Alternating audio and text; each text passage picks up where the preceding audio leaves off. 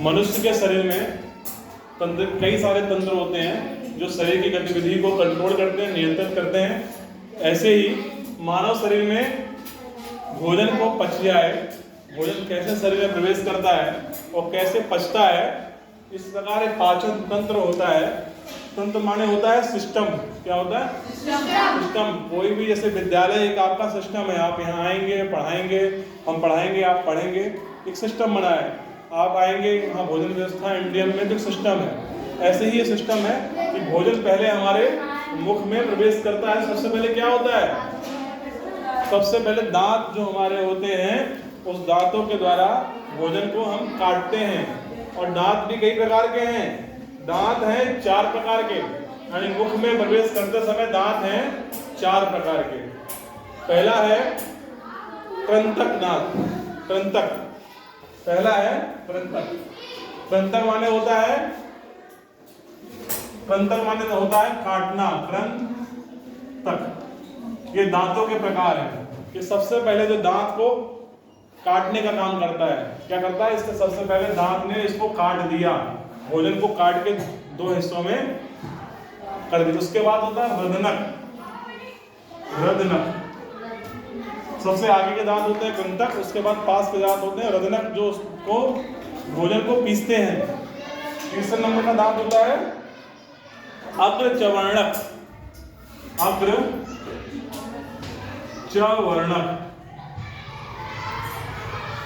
अग्रचवर्णक होता है, ये पीसने और चबाने का काम करता है दांतों में। और चौथा दांत, चौथे प्रकार का जो दांत होता है, इसका है पीसने और चबाने का कार्य, तो इसका नाम है चवर्णक। चवर्णक, ठीक। तो पीछे के जो 4 दांत होते हैं बिल्कुल लास्ट में, जिससे कहते हैं अक्कल दांत निकल आई, ये दांत निकल आई। तो अंत वाले जो दांत होते हैं वो होते हैं चवर्णक, पीसने और चबाने का काम करते हैं। अब क्या हुआ? भोजन जो था वह दांत में कट गया, पिस गया और आगे बढ़ते हैं। जब आगे बढ़ते हैं तो उस क्या होता है, जो चबाए गए दांत होते हैं उसमें ग्रंथियां होती हैं। क्या होती हैं? ये ध्यान से देखो, इसमें लिखा हुआ है कि कृंतक, कृंतक दांत जो होते हैं, दांत के शुरुआत में कृंतक, फिर रदनक, फिर अग्रचवर्णक और चवर्णक। ये लाइन से दांत जो है इसमें दे रखे हैं। तो लास्ट वाले दांत होते हैं चवर्णक। इसके बाद दांतों द्वारा काटे जाने और चबाए जाने के बाद भोजन में लार ग्रंथियां होती हैं। क्या होती हैं? लार। तो लार जो होती है चिकना व लसकसा पदार्थ होता है। लार जो होती है चिकना और लसकसा पदार्थ होता है। उसके अंदर क्या पाया जाता है? एंजाइम। अगर आप एक काम करना, बेमतलब में रोटी को खाली चबाना, सूखी रोटी चबाना, और सूखी रोटी को आप चबा के देखोगे कुछ देर बाद आपको जो है मीठी लगने लगेगी। सूखी रोटी भी मीठी लगेगी, काफी देर चबाने। उसमें क्या होता है? लार जो है उसमें मिल जाती है। लार में जो पदार्थ पाया जाता है, लार में कौन सा पदार्थ पाया जाता है? टाइलिन। टाइलिन पाया जाता है लार में। टाइलिन ये एक एंजाइम है। क्या है? एंजाइम।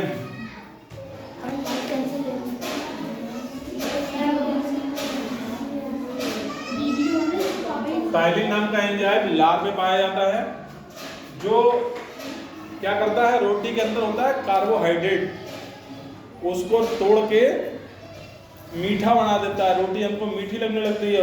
उसके रोटी के अंदर एक पदार्थ पाया जाता है माल्टोज। माल्टोज जब हम ज़्यादा उसको चबाते हैं तो चबाने के बाद लार में वो माल्टोज निकलता है, और माल्टोज निकलने के बाद वह रोटी हमको धीरे धीरे मीठी लगने लगती है। इसके बाद क्या होता है? जब इसके बाद अब उसमें टाइलिन मिल गया, रोटी पिस गई, अब रोटी जो खाना था वो आगे बढ़ता है। और कहाँ बढ़ता है? ग्रसनी में। ग्रसनी, ग्रसनी और ग्रासनली एक बात है।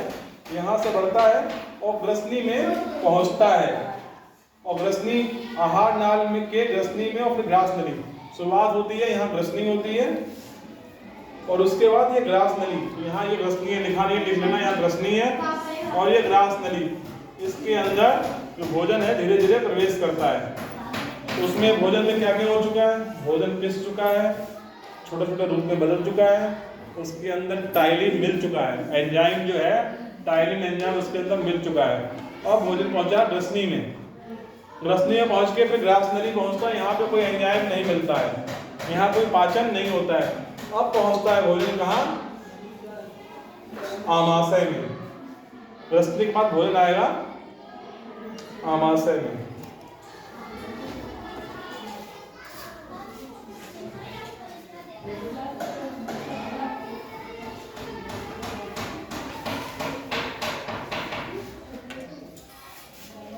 ग्रसनी के बाद भोजन पहुंचता है आमाशय में, और भोजन काफी देर यहाँ रहता है। यहाँ पे भोजन काफी देर यहाँ पे रहता है, और यहाँ पे क्या होता है, आमाशय की दीवारों से एक निकलता है जठर रस, जठर रस, जठर रस जिसे कहते हैं जठराग्नि। जठराग्नि होती है, यहीं पे जठराग्नि जलती है जो भोजन के पाचन में सहयोग करती है। तो जठर रस में क्या क्या मिलता है, बहुत सारे एंजाइम होते हैं। एक होता है HCl हाइड्रोक्लोरिक अम्ल, दूसरा होता है हाइड्रोक्लोरिक अम्ल श्लेष्म पाया जाता है, ठीक है। तो यह पाचक एंजाइम HCl और श्लेष्म पाया जाता है। कहाँ मिलता है, आमाशय में। यहाँ मिलता है, इसकी दीवारों से निकलता है, और यहाँ पे मिलता है। और दो एंजाइम और निकलते हैं, एक नाम है उसका पेप्सिन, क्या नाम है, और एक नाम है उसका रेनिन। Rennin, rennin. और ये कहाँ निकलता है, ये होता है आमाशय में, आमाशय। आमाशय में ये रस निकलता है। टाइलिन कहाँ निकलता है, ये मुख के अंदर निकलता है। ये मुंह के अंदर शुरुआत करेंगे जब, तो शुरुआत में निकलता है। अब ये सारा भोजन में मिल गया जो हमारा यहाँ पहुंचा। यहाँ सारा ये एंजाइम HCl श्लेष्म पेप्सिन रेनिन सारा मिल गया जो भोजन को पचा देगा। और HCl एक अम्ल होता है। अम्ल जो होता है हमको नुकसान, जैसे कहते हैं एसिड। HCl एक बहुत ताकतवर एसिड होता है, और वो श्लेष्म के कारण हमारे शरीर को नुकसान नहीं पहुंचाता। कभी कभी लोग कहते हैं पेट में तेजाब बनना है, कहते हैं पेट में तेजाब बन गया, अरे बहुत गैस निकल रही है, अरे बहुत दिक्कत हो रही है, जल रहा है। तो क्या होता है, वो HCl ज्यादा हो जाता है और श्लेष्म कम हो जाता है। जो HCl अम्ल ज्यादा होगा तो हमको पेट में जल का एहसास होने लगता है, ठीक है। भोजन अम्लीय होता है, और कई बार भोजन में जीवाणु पाए जाते हैं खाते समय, तो उसको HCl ही खत्म करता है। जीवाणुओं को HCl खत्म कर देता है। अब भोजन पहुंचा आमाशय से छोटी आंत में। छोटी आंत में पहुंचने के बाद यहाँ एक छोटा सा पित्ताशय होता है। पित्ताशय होता है,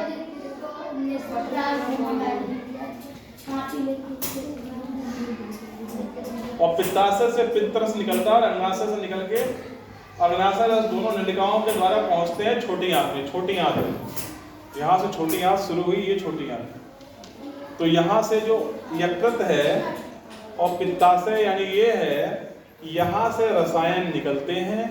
छोटी आंत में जब भोजन प्रवेश कर जाता है तो यहाँ से रसायन निकल के छोटी आंत में पहुँचते हैं, और छोटी आंत में पहुँच के भोजन के प्रथम हिस्से का पाचन शुरू हो जाता है।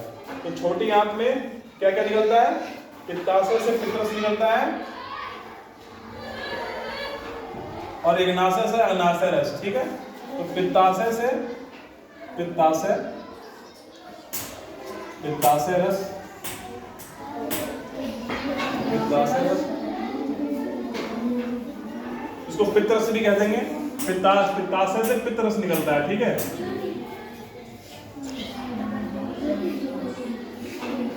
इससे निकलता है पित्तरस, और अग्नाशय से अग्नाशय रस, ठीक है। अग्नाशयी रस, ठीक है। तो पित्ताशय से पित्तरस और अग्नाशय से अग्नि रस निकल के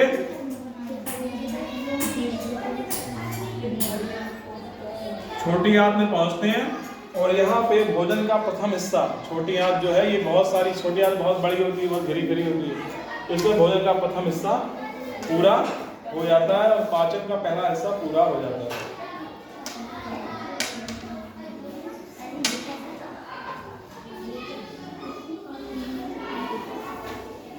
और जो दीवारें हैं इसकी, ये जो छोटी आंत की ऐसे ऐसे ऐसे ऐसे दीवारें हैं, इसको उंगली की तरह होती है, उंगली की तरह संरचना होती है और इस उंगली की तरह की संरचना को कहते हैं बिलाई। क्या कहते हैं? बिलाई। ये उंगली की तरह संरचना जो हो रही है इसको बोलते हैं बिलाई। ठीक है, भोजन का पाचन हुआ और बिलाई जो क्रिया है इसी के द्वारा पचे हुए भोजन का पोषण पदार्थ अवशोषित होता है। इसी के द्वारा जो भोजन में पौष्टिक पदार्थ होता है वो अवशोषित हो जाना शुरू कर देता है। अब अवशोषण के बाद क्या होगा? कोशिकाओं द्वारा शरीर में वृद्धि व अन्य जैविक संचालन के लिए हेतु एक प्रक्रिया है स्वांगीकरण। इस प्रक्रिया को कहते हैं भोजन का अवशोषण, स्वांगीकरण कहते हैं। इस प्रक्रिया क्या कहते हैं? स्वांगीकरण। इस प्रक्रिया को कहते हैं स्वांगीकरण। स्वांगीकरण जिससे भोजन का, अब क्या होता है? भोजन का अच्छा पार्ट, सही हिस्सा तो छोटी आंत से इस बिलाई के द्वारा अवशोषित हो गया। अब बचा हुआ पदार्थ जो खराब है, जिसको शरीर ने एक्सेप्ट नहीं किया है, वो पहुंचता है बड़ी आंत में। बड़ी आंत में पहुंचता है और पानी, यहाँ पानी का अवशोषण होता है, यहाँ से पानी निकल जाता है और अब बचा हुआ क्या? अर्ध ठोस, जो बहुत ठोस नहीं होता है, पत्थर जैसा नहीं होता है, मुलायम सा होता है, वह यहाँ आ जाता है। कहाँ आ जाता है? मलाशय में। मलाशय में इकट्ठा होके गुदा द्वार से ये बाहर निकल जाता है।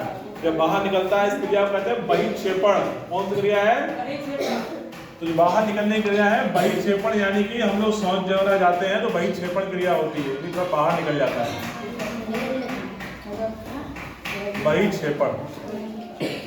तो क्या क्रम बन गया हमारा भोजन के प्राशन का? सबसे पहले अंतर ग्रहण होगा, यानी भोजन जो है हम शरीर के अंदर लेंगे। उसके बाद क्या होगा? पाचन होगा। पाचन के पश्चात अगली क्रिया होती है अवशोषण। क्या होती है? अवशोषण। पुनः इसके बाद अगली क्रिया है स्वांगीकरण। स्वांगीकरण। फिर होगा बहिक्षेपण। बहिक्षेपण।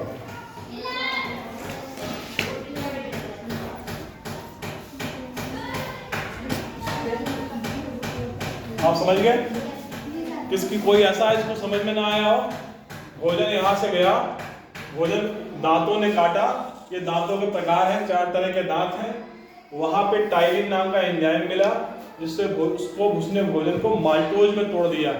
माल्टोज में तोड़ने के बाद आगे बढ़ते हैं। जैसे ही आगे बढ़ते हैं भोजन अमाशय में जाता है, यहाँ काफ़ी देर भोजन रुकता है। अमाशय से कई सारे जठर रस निकलते हैं। जठर रस में ये रस है HCl, पेप्सिन और रेनिन। ये जब यहाँ मिल जाते हैं, उसके बाद भोजन रुकने के बाद सब मिक्स हो जाता है और उसके बाद आगे निकल के पहुँचता है छोटी आंत में। किसे पहुँचता है? छोटी आंत में पहुँचने के बाद छोटी आंत में पित्तरस और अग्नाशय रस आके वहाँ मिलते हैं। जब वहाँ मिलते हैं, यहीं पे जो उंगली नुमा आकृति है, इस उंगली नुमा आकृति को क्या कहते हैं? क्या कहते हैं? उंगली नुमा आकृति को क्या कहते हैं? बिल्ली को गांव में क्या कहते हैं? बिलैया। तो उसे कहते हैं बिलाई। उंगली की तरह आकृति कहते हैं बिलाई। और बिलाई से क्या होता है? अवशोषण हो जाता है। कौन से पदार्थ का अवशोषण होता है? जो अच्छे और पौष्टिक पदार्थ हैं। उसके बाद अच्छे पौष्टिक पदार्थ का अवशोषण होने के बाद जो बड़ी आंत है, बड़ी आंत में जो पदार्थ अच्छा नहीं है, ठोस है, अर्ध ठोस के रूप में, अर्ध माने आधा ठोस के रूप में इस बड़ी आंत में आ जाता है। और बड़ी आंत में पानी भी होता है। पानी अवशोषित होता है। पानी अवशोषित होता है। जो शौचालय, जो गंदगी है वो आगे बढ़ती है, वो मलाशय पहुंचती है। जब पेट में मरोड़ होती है तो भाग खड़ते हैं और फिर गुदा द्वार द्वारा वह जो मलाशय है, शौच है, वो बाहर निकल जाता है। जो बाहर निकल जाता है उसी क्रिया क्या कहते हैं, बहिक्षेपण। क्या कहते हैं? किसी को कोई संदेह है इस बात को समझने में, जिसकी समझ में ना आया हो,